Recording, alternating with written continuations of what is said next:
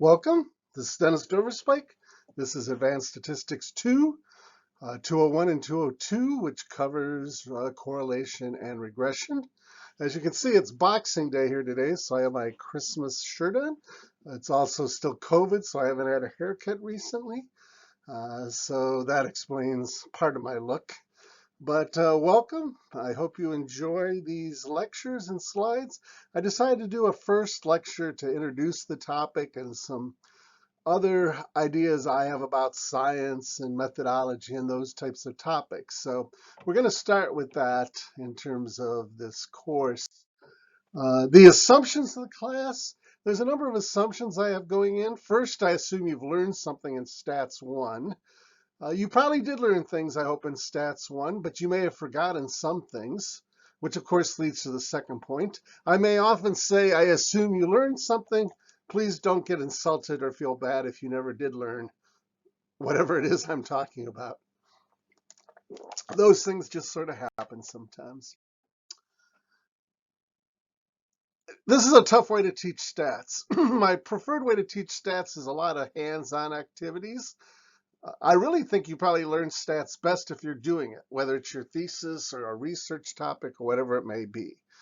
But trying to teach it remote, asynchronously through videos like this, I think is rather difficult. The good thing is there's lots of other videos online. Field, whose book we're using, has a lot of videos online.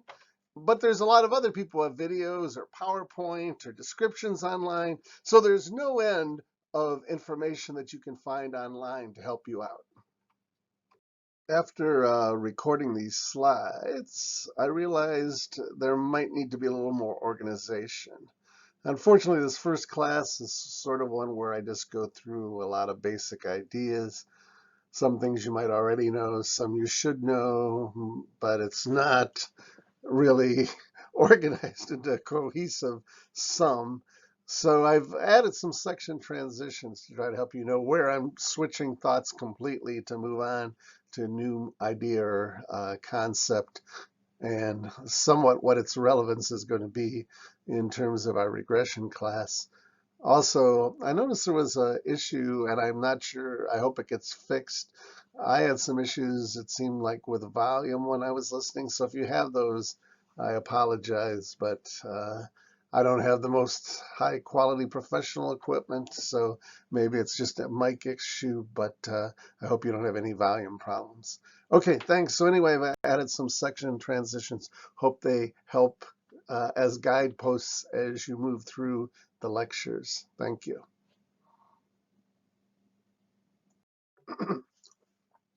All right, oddity number 1. This class is about regression, but as with analysis of variance, regression was really designed to be used in what we might call true experiments. However, its major use in psychology is probably not in true experiments, but rather in survey or work with archival data. But of course, this leads to violations of the basic assumptions of regressions. So the same I would say applies to quasi-experiments. Quasi-experiments also cause some difficulties, but many times when we use regression, we don't even have a quasi-experiment. We are really using with survey or archival data.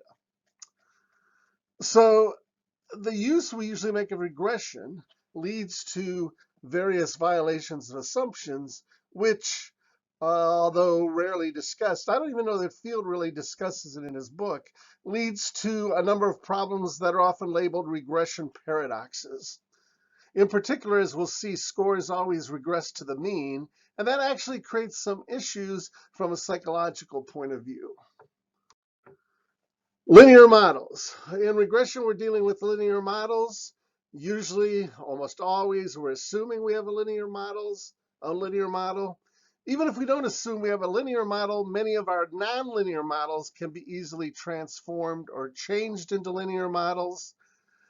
Of course, there are then some scatter plot combinations or nonlinear models where it's difficult or impossible to change those through any kind of transformation into a linear model. This is our book, the Field book. Now there it is, the Field book. Discovering Statistics Using IBM's SPS Statistics. It's the book we'll be talking about. In this book, on pages 24 and 25, they give you the basic symbols. It's a good way to review all the symbols at once. I will say those symbols are like names, or maybe even better, like nicknames. So like my name or my nickname, someone just decided to assign it to me at some point. Maybe at birth, maybe at some later point, they decide, hey, this would be a good nickname for this person. Then at some point, other people agree to that nickname, and it ends up standardizing that symbol. But then you'll always find there's one or two symbols that an author uses that they sort of make their own use of or use differently than anyone else. So it's important whenever you read a statistics book or articles that deal with statistics that you understand what use the author is making of particular symbols, because it might not be the standard use. As we'll see later when Field discusses the reporting of the analysis of variance type data for regression, he uses a rather odd way of naming the different sum of squares. So you always have to be on the lookout for that. All right, well, this is going to be a marker for now our first major section. In this first major section, I'm just going to give some of my thoughts. You can call them Dover Spike thoughts if you want. Dover Spike thoughts on science and statistics. So basically, what I'm going to go over is, currently we're going through a major crisis in terms of science and statistics. There's a lot of aspects to that, but probably the major one is what we call the reproducibility crisis. And that has a lot of elements, including harking and p-harking and other aspects. So I'm just going to start, and just because I think that's a good background for everyone, if you're not familiar with this reproducibility crisis and some of the issues, I just wanted to start by talking about science and the ethics of science for a few minutes. So that's how we'll start. The goal of science overall is to get closer and closer to the truth over time. Science then is self-correcting. We find out what's reproducible and we throw out what is not. So it's a constant process of self-correction. And we would hope that that would involve also having science be so that anyone can challenge anyone else's finding. Everything is out in the open, or transparency. The truth is more important than personal success. No conflicts of interest. And tearing down things is as valuable as finding new things. Skepticism or criticism. Of course, we'll often find in science that not everybody buys all these processes or these norms, or that some people reject them, or that they're not always true in practice. We don't usually like to admit it publicly, but there are people who outright cheat and lie. There's some researchers who just outright cheat and lie about their methods, their result, their studies. We know now that there's, for example, people who actually create fake reviewers under their own name so they can review their own paper, or they have their friends review their paper to try to encourage its acceptance. Open science has emerged to try to deal with a lot of the cheating, intentional and unintentional, that occurs in science. But we know that all the open science in the world will not stop outright cheating, lying, and dishonesty. And as long as the academic reward system continues to reinforce outright cheating, lying, and dishonesty, we'll continue to see it. Of course, there's also unintentional cheating. You know, for different people over time, certain bad habits start to creep into their research or their statistical analysis, or, they just have a belief and they want their results to match their belief. Or oftentimes the publication process actually encourages unintentional cheating. The publication process itself tells people to change. If you want your paper published, you have to change this or that. So, we can ask, does self-correction of science work? I think a lot of people would say sometimes, but not always. So the hallmark of science is self-correction. We hope self-correction works, but it doesn't always work. Some people, of course, see science right now as being in a crisis or a period of crisis. One marker of that crisis is what's called the reproducibility or replication crisis. What the replication crisis is an ongoing methodological crisis in which it has been found that many scientific studies are difficult or impossible to replicate or reproduce. This replication crisis affects the social sciences, including psychology, but also medicine most severely. But you could argue it affects other areas of science as well as psychology and medicine. Another crisis, and it ties into the reproducibility crisis, is what's called harking. Harking's been described as one of the four horsemen of the reproducibility apocalypse, along with publication bias, low statistical power, and p-hacking. Of course, what is harking is the obvious question. Well, there's two sort of related concepts. Harking is the practice in research articles of presenting a hypothesis that's made after data collection as though it were made before data collection. So harking specifically refers to when we wait until after we've collected our data, we analyze our data, review our data, see what results come out as significant. Then we go back and say, this was my hypothesis. And we make our hypothesis match the data. A related concept, and I really put these two together, is what's called p-hacking.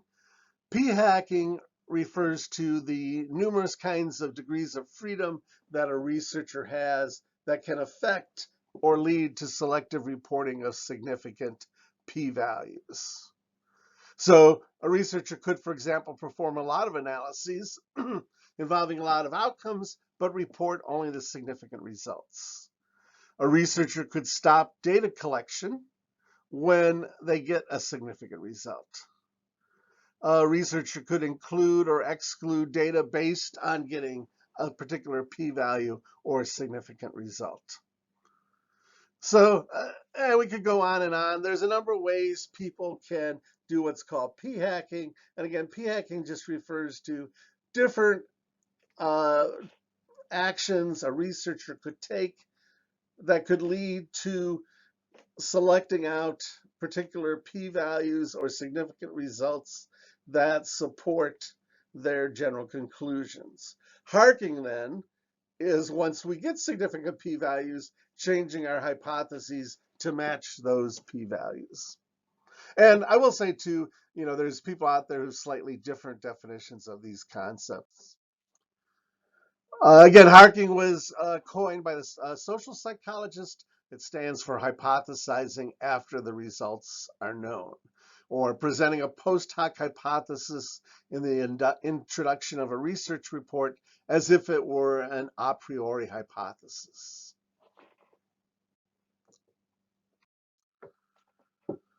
And again, there's a number of different ways to p-hack.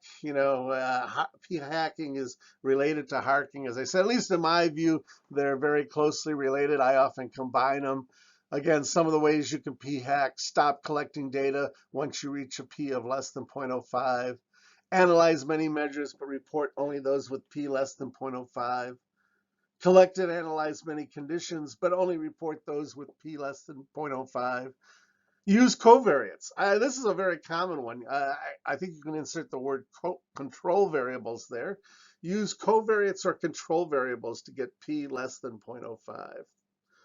Excluding or omitting participants or subjects to get p less than 0.05.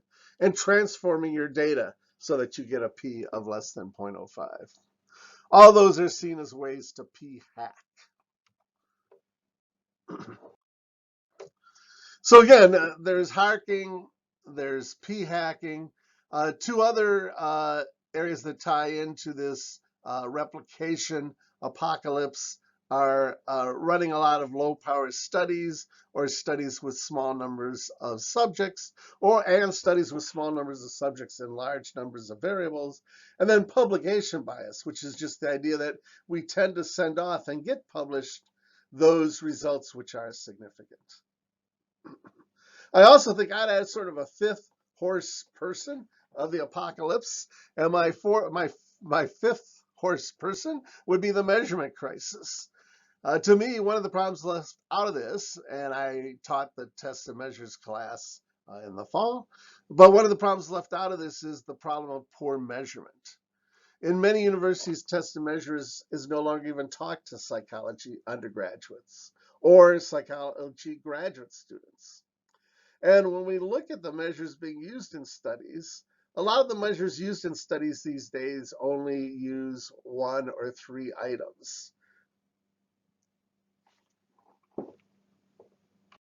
I also think there's a statistical crisis going on. Now, what do I mean by a statistical crisis? Well, I think there's a lot of people out there today who use statistics and they really have no idea what they're doing or don't know what they're doing. Statistics require a lot of background knowledge and experience. But what's happened over time is more and more, I think people come to running statistical analysis without having any idea really what they're doing, which can be sort of frightening and dangerous. It probably started with the introduction of menus. When we started moving away from having to actually write syntax or write statistical programming ourselves to just point and click menus, it made it possible for a lot of people who have never run statistics before to start running statistics. And that led to a lot of, including very complex statistics. And people would run complex statistics without knowing what they're doing. I think it's somewhat funny because ours a return, of course, to having to write your own syntax or your own code. So you think it might solve some of these problems. But at the same time now, people can quite easily go out and get help from people on listservs or Facebook or Twitter. And I see them doing it all the time. And they have no idea what they're doing, but they're saying, help me run this very complicated R program to get this particular statistical analysis. And so it leads to, from my perspective, it leads to a lot of possible issues. Another area I think where contributing to the statistical crisis is control variables. Control variables is the idea of introducing variables into our equation, especially a regression equation, to control for other variables. We'll talk about this more later, but to me, the expansion of the use of control variables is a major problem in statistical analysis in psychology. It's probably even more so in sociology, but it's become a major problem in psychology, especially social psychology. SEM and confirmatory analysis. Now, SEM is great. I mean, as a matter of fact, a lot of things we discuss here in our regression class, probably today, a lot of people would use SEM or structural equation modeling as their main approach to statistical analysis. If you're not familiar with SEM, in figure one, I have the typical path diagram, a very complex one you might find for an SEM analysis. So what's my issue with SEM? Well, when SEM was first introduced, the idea was that it would be confirmatory, that you were confirming your models, confirming your measurement. And the problem is, I think most people realistically use SEM in an exploratory fashion. They very rarely are actually confirming the complex models they're running. Very few people ever try to replicate or confirm the models that they've run through those complex SEM approaches. And so, well, and I'd go beyond that to say, in many cases, I think it's difficult enough just to know what's the true correlation between two variables. When we start running these huge SEM models, to what extent anything we're capturing can be depended upon to be anything close to what we might label the truth is to me, highly questionable. So I'm a big fan of SEM for what it allows you to do and for ideally what it should allow you to do.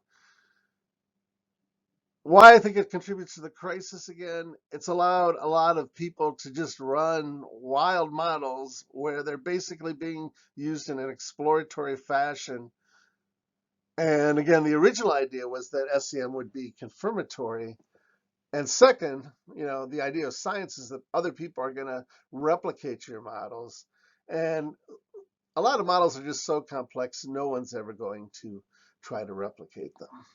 And so I think we have the statistical crisis because a lot of people just ignore basic common sense and basic research methods. Okay, by now you may be thinking, why is this guy harking about harking? And why is he so adamant about SEM? I just thought I'd throw this up here as a typical, I think a fairly typical, maybe not even one of the most complex type of SEM models or structural equation modeling models. But you can see this is this is a pretty complex model. And if we have to question to what degree we ever really have faith in any one correlation from a study or any one beta weight from a study, to what degree are we ever going to have confidence in this complex set of beta weights or correlations? And second, maybe even the authors of the original article, who is ever going to sit down and try to replicate this model? I don't know. It just is why I at various times have problems with structural equation modeling. One of the other things, of course, you're taking this class, it's regression. Why do so many people still use regression in things like the process model? Well, it's not impossible to handle moderators in structural equation modeling, but it is more difficult probably to both conceptualize and handle moderators within structural equation modeling. Structural equation modeling probably handles mediators much more easily or better than regression, but how exactly moderators work in, or how we include moderators, or what a moderator means within the context of structural equation modeling is more ambiguous. And so I think one of the reasons we still see a lot of people using regression and a lot of popularity for Hayes's process and the process models of moderation mediation is that people see it making more sense within that regression framework than within the SEM framework.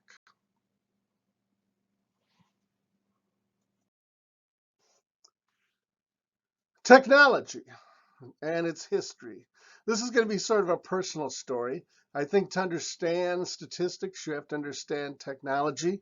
To understand where we are right now with statistics, you have to understand technology.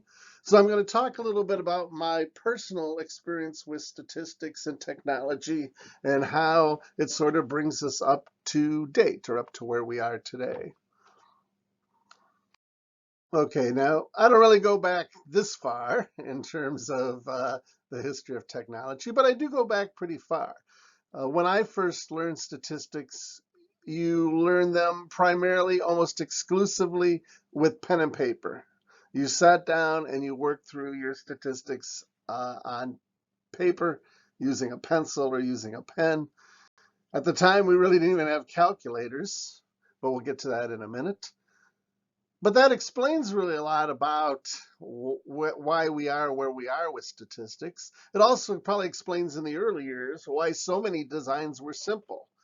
Your normal study at most was a 2x2 ANOVA, or you were correlating two variables or maybe three variables, or you were doing a simple regression.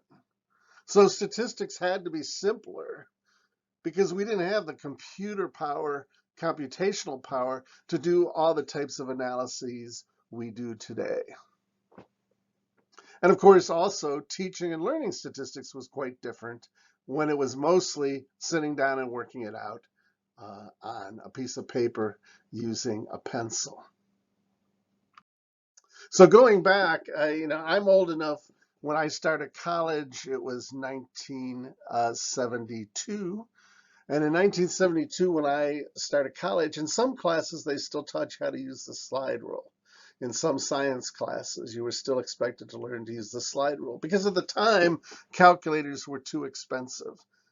A calculator in those days might cost you $100. The same type of calculator you get for free today in a box of cereal or something that did addition, subtraction, multiplication, and division. That same simple calculator back in the 1960s or early 70s might have cost you $100.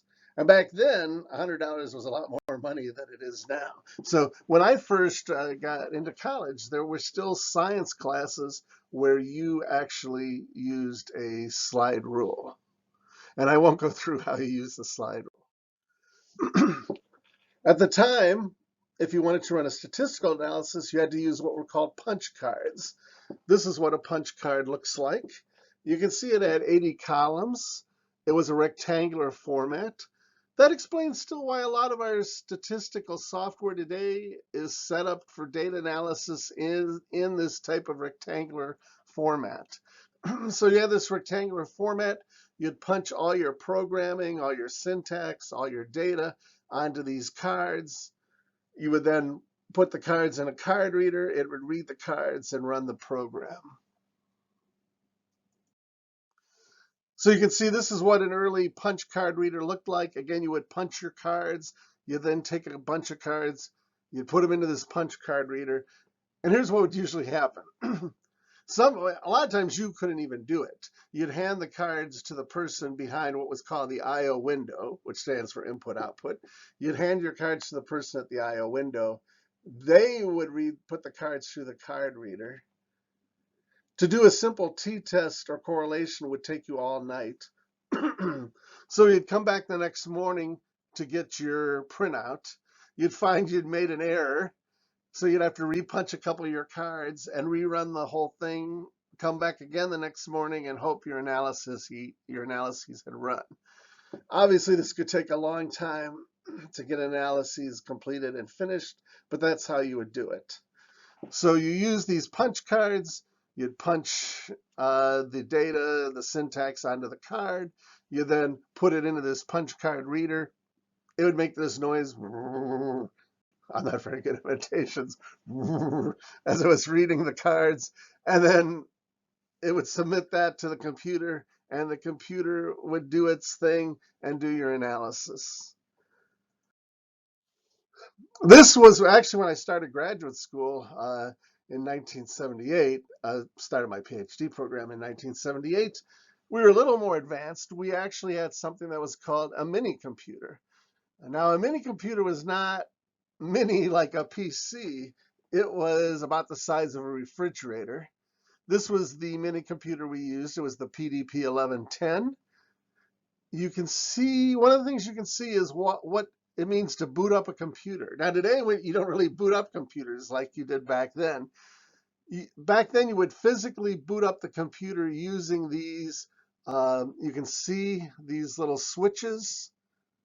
You would actually put the switches in different positions and turn the key, and that would boot up the computer.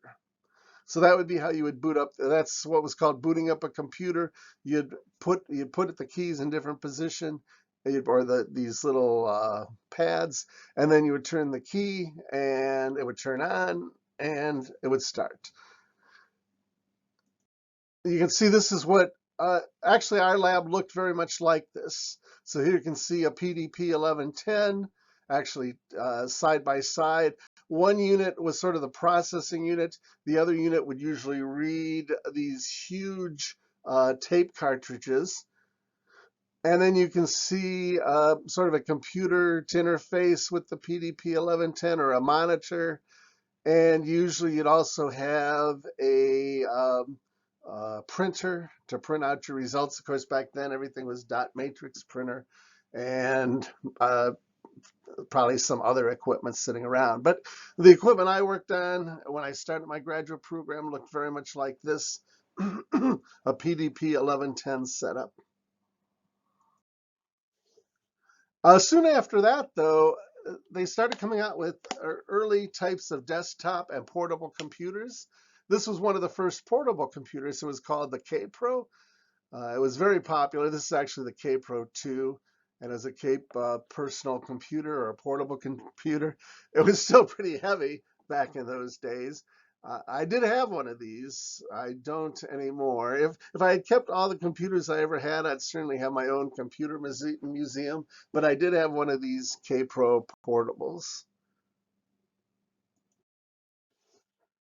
For those of you who don't know, of course, some people may, this is probably a very popular meme or joke that goes around.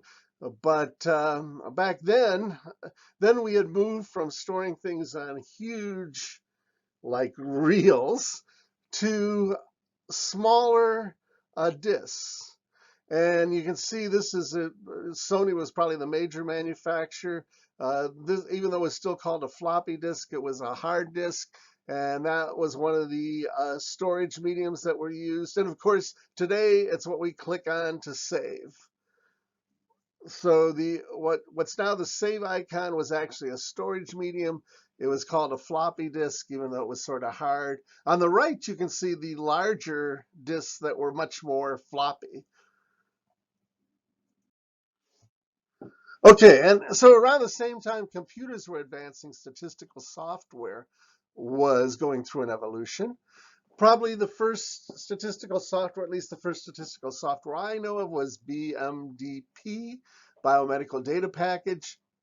It was around from about 1957 to 1965. In 1968, SPSS came out, and SPSS, of course, was very popular. It's still very popular, and it was around until, well, it's still around, but in 2009, it was bought out by IBM.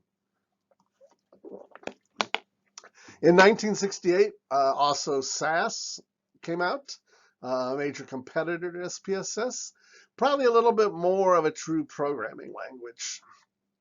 In 1972, the program Minitab was introduced. Back in the 70s, 80s, and even 90s, a lot of students learned statistics on Minitab because it was often included with undergraduate statistical textbooks. So a lot of undergraduate statistical textbooks included a free version of Minitab, and for that reason, many students learned to do statistics on or statistics using Minitab. In 1978, Systat was introduced. The reason I mentioned Systat, you don't really hear a lot about it anymore, but a lot of people think it's, other people sort of borrowed Systat's approach. Systat relied upon menus and graphics. And, SPSS sort of then adopted that same approach. But back in 78, as far as I know, Systat was probably one of the first to introduce for statistical software menus and graphics. And I did use Systat back in the day because it also, it was almost like R. It allowed a researcher to sort of write their own code and do a lot of things that you couldn't do with SPSS. In 1985, Stata was introduced. I do use Stata also. Stata is another very popular program. Even before R, what made Stata noteworthy was that you could contribute code to Stata. And so before R, Stata, although you had to pay for it, had the same idea as R of having user contributed code. Of course, it was 1985 was around when we first started seeing PCs becoming very popular. I mean, some people, of course, had PCs before 85, but around 1985 is when PCs really got much wider, whether there was wider adoption, availability, and use of PCs with statistical software. And then 2000, the year 2000 is the year usually identified with the introduction of the software we now know as R.